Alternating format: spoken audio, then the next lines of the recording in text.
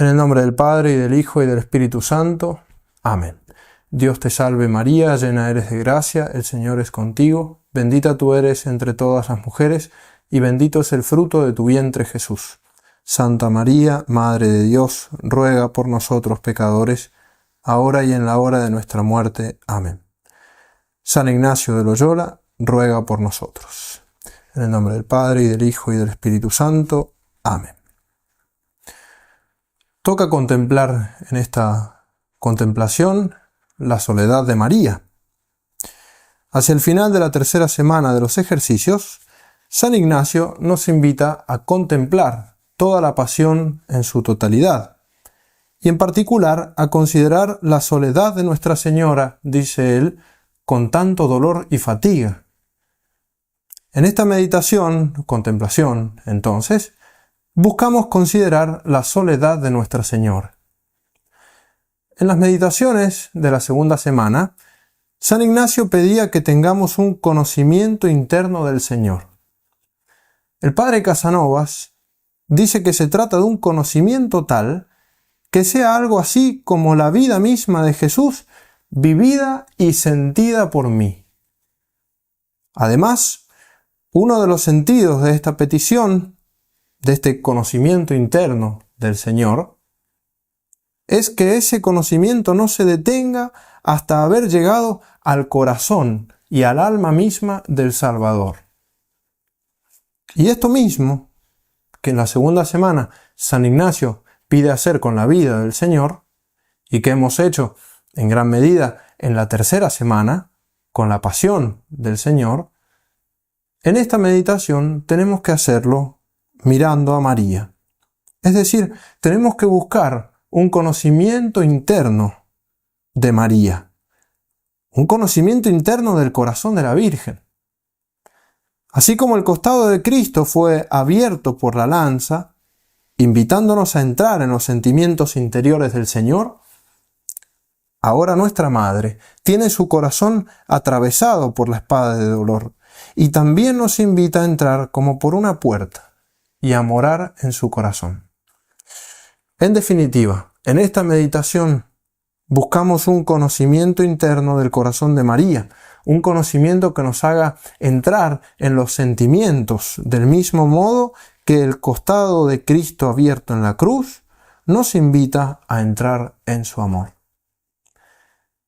La oración preparatoria para esta meditación será la de siempre: pedir gracia a Dios nuestro Señor para que todas mis acciones en esta hora de meditación sean para gloria y alabanza de su divina majestad. El lugar será contemplar, ver con la vista imaginativa el camino que recorre Jesús con la cruz a cuestas, el monte Calvario. Podemos imaginar también el sepulcro donde han puesto a Jesús después de su muerte.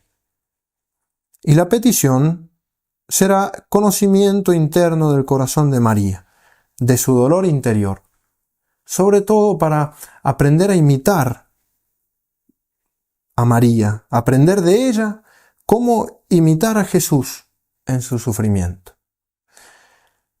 Proponemos 3 puntos para considerar. En primer lugar, sigamos a María de cerca, que contempla a Jesús, que va cargando con la cruz camino al Calvario. En segundo lugar, podemos detenernos en el descendimiento de Jesús de la cruz y contemplar a Jesús en brazos de su madre.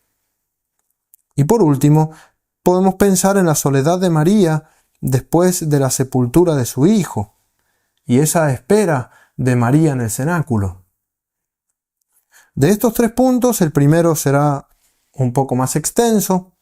Cada uno puede detenerse y masticar donde más miga encuentre, donde más jugo le pueda sacar, a un solo detalle, aunque sea. Es importante tener presente eso que dice San Ignacio al comienzo de los ejercicios: no el mucho saber harta y satisface el ánima, mas el sentir y gustar de las cosas internamente. Siempre tratando de reflexionar en uno mismo, apuntando a la parte del coloquio, que en general está al final de la meditación, Pero si uno ya tiene con un punto como para hablar con la Virgen, por ejemplo, no hace falta terminar toda la meditación de ver cada uno de los puntos.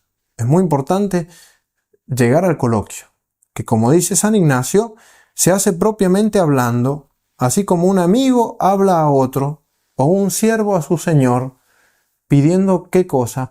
Dice San Ignacio, pidiendo una gracia, culpándose por algún mal hecho, comunicando sus cosas, o también pidiendo consejo para alguna de ellas. Esto es el coloquio. Entonces hablar como un amigo habla con un amigo, por ejemplo. Hablar con la Virgen, verla allí, en ese encuentro con Jesús. Hablar con la Virgen, allí teniendo en brazos a Jesús. Hablar con la Virgen en el cenáculo, en esa espera confiada de la resurrección de su Hijo. Primer punto. María que contempla a Jesús con la cruz a cuestas camino al Calvario. María que contempla a su Hijo llevando la cruz. María está sola interiormente, llevando adelante este sufrimiento de ver a su Hijo así maltratado. Nadie lo sufre como ella. Y a pesar de que está rodeada de gente, está sola en su dolor. ¿Con qué esfuerzo, dado del cielo, miró la Virgen a su Hijo, que iba tan desfigurado y atormentado a morir tan afrentosamente en esa cruz? Y podemos contemplar este encuentro que indica la tradición y que rezamos en cada cuarta estación del Vía Crucis, de la Virgen que va al encuentro de su Hijo.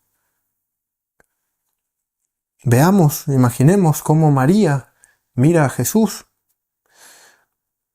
Dice el padre La Palma, al fin le miró de cerca, y el Hijo la miró a ella, que era su madre, y los ojos de los dos se encontraron y quedaron atravesados los corazones de cada uno con el dolor y el sufrimiento del otro. Y confortados con la vista y la fidelidad y el amor, reconoció cada uno en el otro ese amor.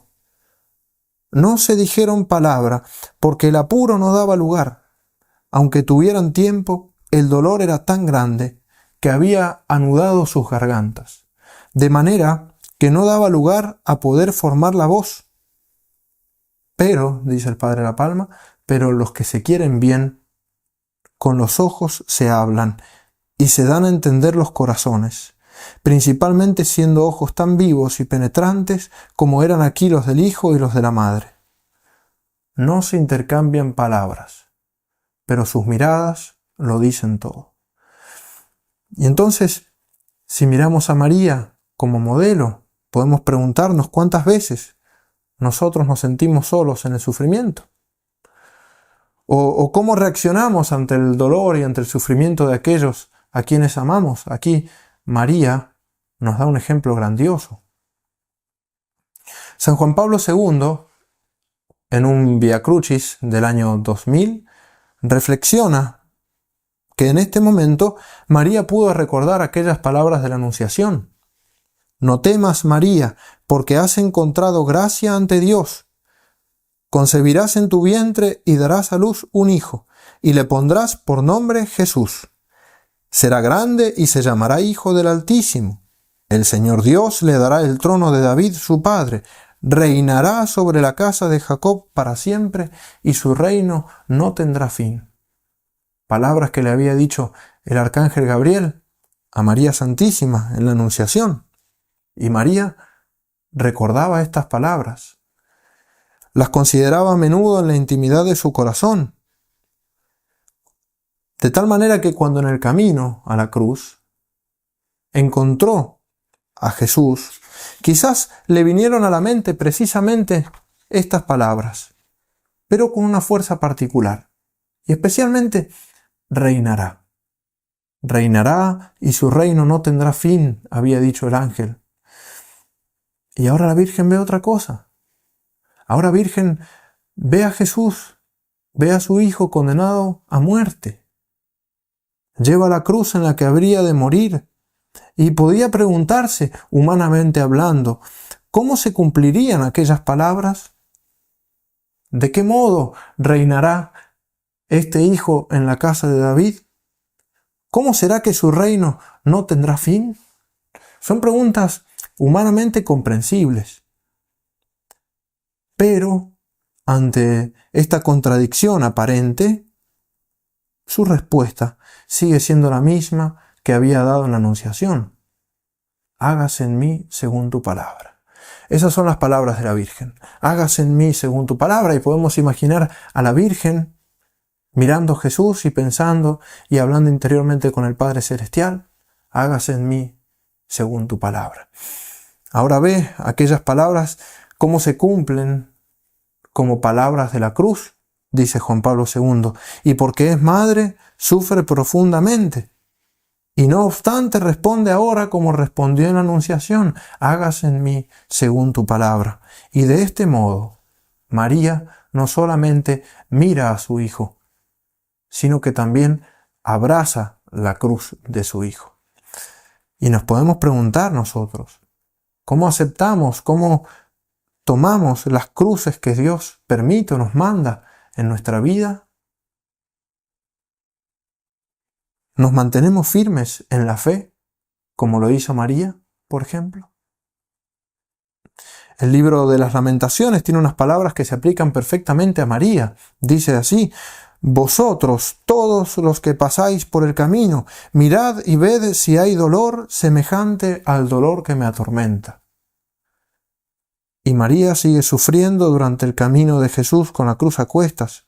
Y este dolor no se detiene allí después de haber contemplado a su Hijo y haberlo podido mirar de frente, cara a cara, sino que sigue durante todo este camino de la cruz hasta llegar a la crucifixión y a la muerte de su Hijo. El dolor de María continúa. Y el mismo profeta Jeremías, en el mismo libro de las Lamentaciones, dice más adelante: ¿a qué te compararé, hija de Jerusalén? ¿A qué te igualaré al consolarte, Virgen, hija de Sión? Porque grande como el mar es tu ruina. ¿Quién te podrá sanar? San Juan de Ávila, aquel santo español, el maestro de Ávila, exclama: «Oh, bendito seas, Señor, que así desconsolaste hoy a esta bendita Virgen. No hay en la tierra ya quien la consuele. No hay quien enjugue sus lágrimas, no hay quien dé fin a sus lamentaciones, no hay quien acompañe su soledad». Y como hablando a la Virgen dice: ¿quién agotará tu dolor? No hay consuelo ya para ti. Porque el consuelo de María era el mismo Jesucristo, el remedio de María era Jesucristo, la alegría de María era Jesucristo. Él solo te era todas las cosas, Virgen María.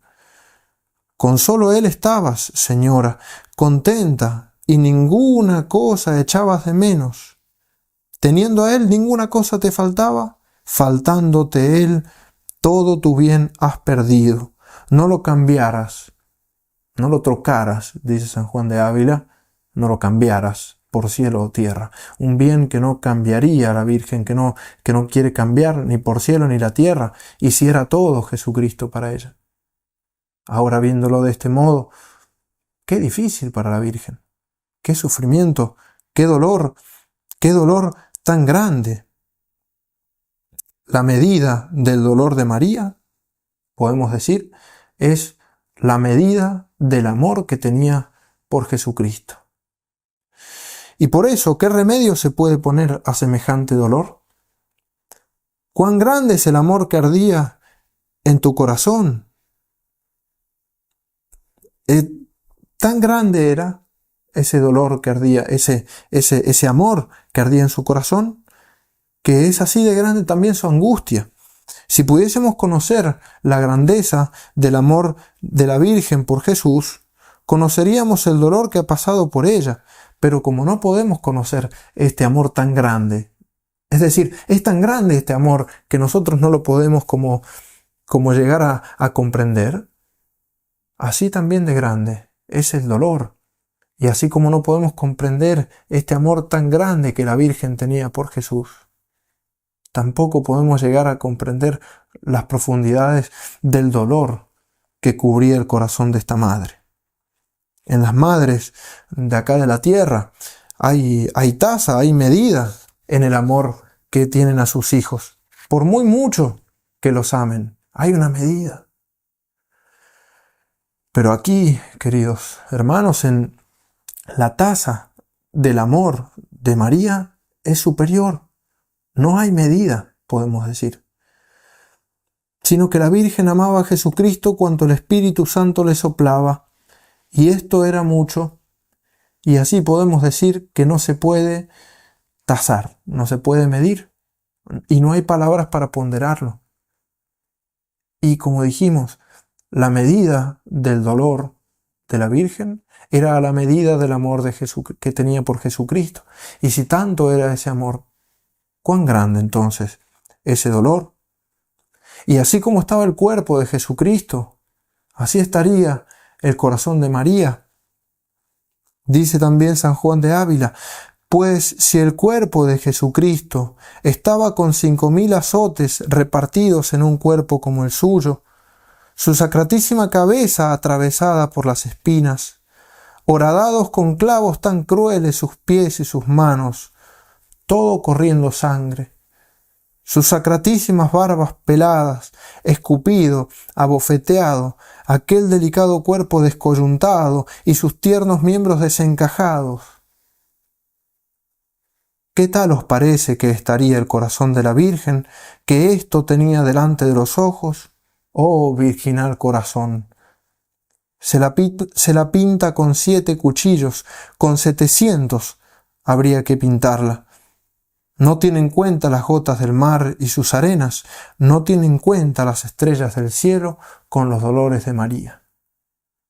Tan grande era el amor que tenía María por Jesucristo, mayor a los ejemplos que podríamos poner de esta tierra, de una madre por su hijo natural. Tan grande era el de María, que tan grande era también el dolor que padecía su corazón. Ella es la que más perdió, la más entristecida, la más afligida, la más desconsolada. No hay corazón que sepa sentirlo, ni lengua que sepa explicarlo. No te quedó consuelo ni arrimo en la tierra, muerto tu Hijo Santísimo, porque en él tenías todas las cosas. Esta es la Virgen, este es el corazón de la Virgen que sufre al compás de Jesucristo. Su corazón, podemos decir, está sincronizado con el corazón de Jesucristo. Y así fue todo el camino hasta el monte Calvario, y así fue también la crucifixión. Podemos imaginar con la Virgen ahí delante, mirando cada detalle y sintiendo en sí misma cada dolor de su Hijo. Como dice Benedicto XVI, su dolor forma un todo con el de su Hijo. Es un dolor lleno de fe y de amor. La Virgen en el Calvario participa en la fuerza salvífica del dolor de Cristo, uniendo su fiat, su sí, al sí de su Hijo. Sí, su forma, su dolor, forma un todo con el dolor de su Hijo. Podemos decir que es un solo dolor. El dolor de María y el dolor de Jesucristo forman un todo. Y muerto Jesús, también podemos imaginar, no solamente clavándolo allí, crucificándolo, sino también una vez muerto. Podemos imaginar a Longinos venir con la lanza y abrir el costado de Jesús delante de la Virgen. ¿Qué os parece, dice San Juan de Ávila, qué os parece que sentiría de ver romper así cruelmente aquella carne virginal salida de sus entrañas? ¿Qué os parece? Con razón San Bernardo llamaba a María mártir en el alma. En verdad, dice San Bernardo, una espada traspasó tu alma, Madre Santa. Por lo demás, esta espada no hubiera penetrado en la carne de tu Hijo sin atravesar tu alma. En efecto, después que aquel Jesús, que es de todos, pero es tuyo de un modo especialísimo. Hubo expirado la cruel espada que abrió su costado, sin perdonarlo aún después de muerto, cuando ya no podía hacerle mal alguno.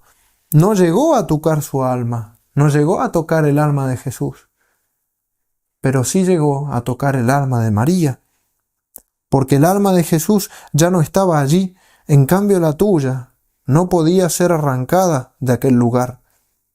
Por tanto, la punzada del dolor atravesó tu alma, y por esto, con toda razón, te llamamos más que mártir, ya que tus sentimientos de compasión superaron las sensaciones del dolor corporal.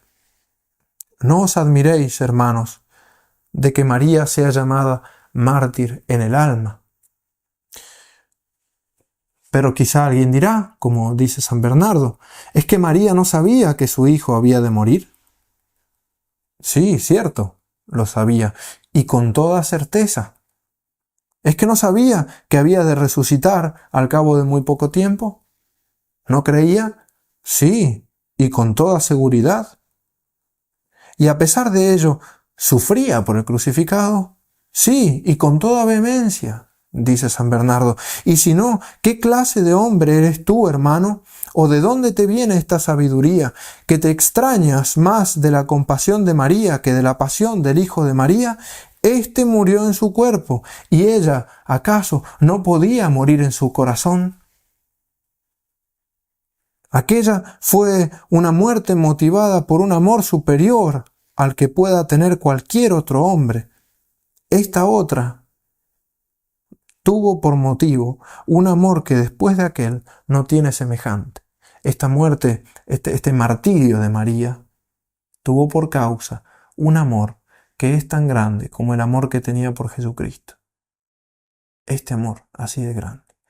En la medida del dolor de María es la medida del amor de por Jesucristo. Y si este amor es así de grande, ¿cuán grande el dolor de María? Más tarde llegan Nicodemo, José de Arimatea, bajan el cuerpo de Jesús y lo colocan en los brazos de su madre. Teniendo en vista esto, reflexiona Juan Pablo II, esto como segundo punto. Han devuelto a las manos de la madre el cuerpo sin vida del hijo. Los evangelios no hablan de lo que ella experimentó en aquel instante. Es como si los evangelistas con el silencio quisieran respetar su dolor, sus sentimientos y sus recuerdos, o simplemente como si no se considerasen capaces de expresarlos. Solo la devoción de tantos siglos ha conservado la imagen de la piedad, esa piedad, por ejemplo, de Miguel Ángel, que uno entra a San Pedro, a la basílica, y la encuentra en la primer capilla a la derecha, grabando de ese modo en la memoria del pueblo cristiano la expresión más dolorosa de aquel inefable vínculo de amor nacido en el corazón de la madre el día de la Anunciación y madurado en la espera del nacimiento de su divino Hijo. Ese amor que nace en la Anunciación y que madura a medida que pasa la vida de María, ese amor que crece y que se revela en la gruta de Belén y que fue sometido a prueba ya durante la presentación en el templo, con aquello que le dice el anciano Simeón de esa espada de dolor que atravesará su corazón. Y ahora este íntimo vínculo de amor se transforma en un vínculo de unión que supera los confines, dice Juan Pablo II, supera los confines de la vida y de la muerte. Podemos considerar entonces la ternura de esa madre que tiene a su hijo muerto en sus brazos. El corazón de la Virgen es el corazón más tierno que ha existido. Es tan tierna que si viera padecer algún mal a aquellos mismos que crucificaron a su hijo y que lo trataron tan cruelmente, se dolería de ello. Y es también nuestra madre.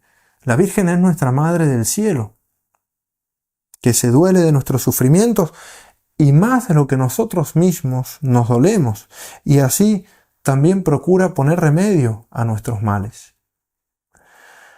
Por eso, decía San Juan de Ávila, el mayor dolor de cuantos se puedan pensar en el mundo, en un corazón tan tierno, el más tierno, ¿qué os parece que sentirá?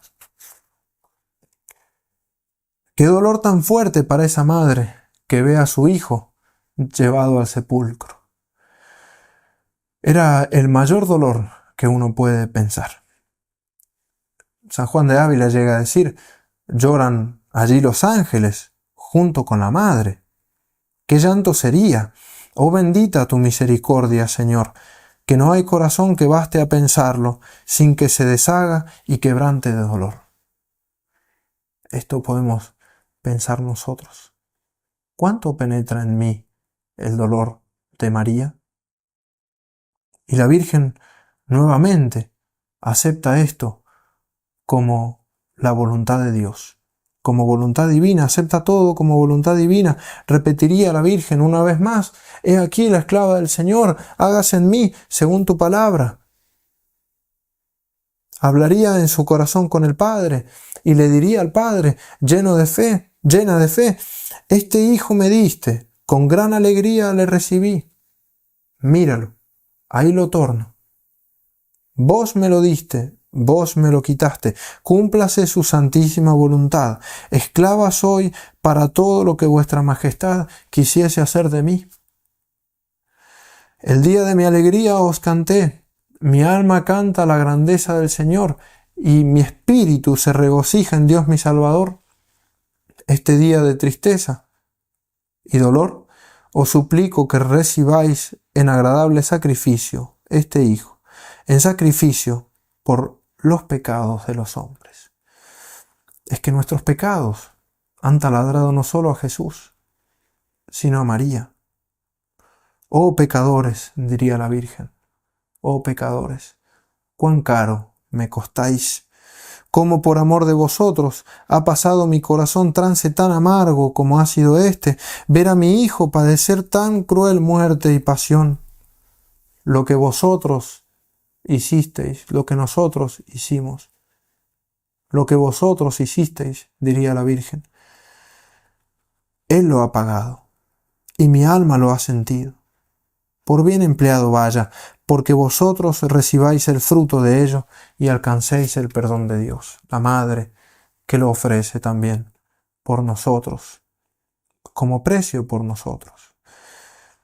Y este es el corazón de la Virgen, solitario, que piensa en sus hijos, porque es el contracambio que recibió en la cruz. Es el contracambio que recibió en la cruz cuando, estando allí de pie, Jesús le dice, mujer, ahí tienes a tu hijo. Ese es el contracambio. Y por eso, pasando al tercer punto, María, después de sepultar a su hijo, volvería al cenáculo. Se vuelve la Virgen desde el Calvario, del lugar del sepulcro, al cenáculo, haciéndose fuerza, lo podemos pensar, para arrastrarse, para arrancarse de aquellos lugares, y deja el corazón acompañando al cuerpo de su hijo en el sepulcro. Vuelve por los mismos pasos y caminos que había visto venir a su hijo cargado con el madero de la cruz, renovando la memoria de sus dolores. Salpicadas las tocas y manchado el vestido con la sangre preciosa de su redención, resolviéndose toda en lágrimas de amor y de dolor. Volvía por las calles de la ciudad, podemos imaginar, haciendo como el camino contrario al Calvario, haciendo como el Calvario, como el Vía Crucis, pero marcha atrás, amparada de la sombra y de la oscuridad de la noche, para no ser reconocida. María había escuchado esas palabras desde la cruz, mujer, ahí tienes a tu hijo. Era el testamento para la madre. Jesús quiere, al morir, que María y su amor maternal de madre abrace a todos aquellos por los cuales Él da la vida. Jesús quiere que el amor de madre, que el amor de María, así como Él está abierto para abrazar a todos, así quiere que el amor de María también abrace a todos aquellos por los cuales Él muere en la cruz. Allí, el mismo Jesús se había despojado de la compañía espiritual de su madre, y ella había sentido ese dolor como propio. Allí la soledad de María se maximizaba, pero el trabajo ya estaba presente. Y no podemos imaginar ahora a María totalmente aislada, sin querer hablar con nadie, egoístamente encerrada en su dolor, en esta profunda desolación que está sufriendo. María quiere reunir a sus hijos dispersos, que si todos habían abandonado al Maestro, podemos imaginar ahora a María en el cenáculo, mandándolos a llamar para alcanzarles el perdón. Ese perdón que a su hijo tanto le había costado y que ella también había tenido que pagar a su medida como corredentora. Podemos imaginar cómo pasaron el sábado los discípulos acompañando y consolando a la Virgen y llorando con ella tanto dolor, no tanto con un dolor desesperado, no tanto con un llanto de desesperación, sino es un llanto en el que concurren el dolor y la fe, como fundidos en el alma. Y en el caso de María, que es aquella que más fe, esperanza y caridad tenía, con la plena certeza de la resurrección de su Hijo. También nosotros nos podemos preguntar, ¿cómo vivimos los momentos de espera? ¿Sé confiar en que Dios sigue obrando, aun cuando todo está envuelto en el silencio? Y terminar entonces con un coloquio. La Dolorosa fue testigo de la pasión de su Hijo con su presencia y también fue partícipe con su compasión. María Santísima realizó por adelantado aquello que dice San Pablo: suplo en mi carne lo que falta a las tribulaciones de Cristo por su cuerpo, que es la Iglesia. Ella lo cumplió en su carne y en su corazón. Ella vivió ese dolor con una fecundidad inmensa. Por lo tanto, terminemos esta meditación con un coloquio con la Virgen de los Dolores, hablando entonces, como dijimos al comienzo, pidiendo alguna gracia a la Virgen, pidiendo o pidiendo consejo, pidiendo disculpas, hablando con la Virgen. En algún punto que alguno considere más, que más me llega, ese punto, frenarme, recordando eso de San Ignacio, de que no el mucho saber harta y satisface el alma, mas el sentir y gustar internamente de las cosas. Y en eso quedarme y hablar con la Virgen, hablar con ella, buscar consolarla y buscar que ella nos ilumine en los momentos, en las decisiones que hemos tomado y en aquellas que tenemos que terminar de tomar. Que nos ilumine también a nosotros en el camino de la cruz. Gloria al Padre, y al Hijo, y al Espíritu Santo, como era en el principio, ahora y siempre, y por los siglos de los siglos. Amén. En el nombre del Padre, y del Hijo, y del Espíritu Santo. Amén.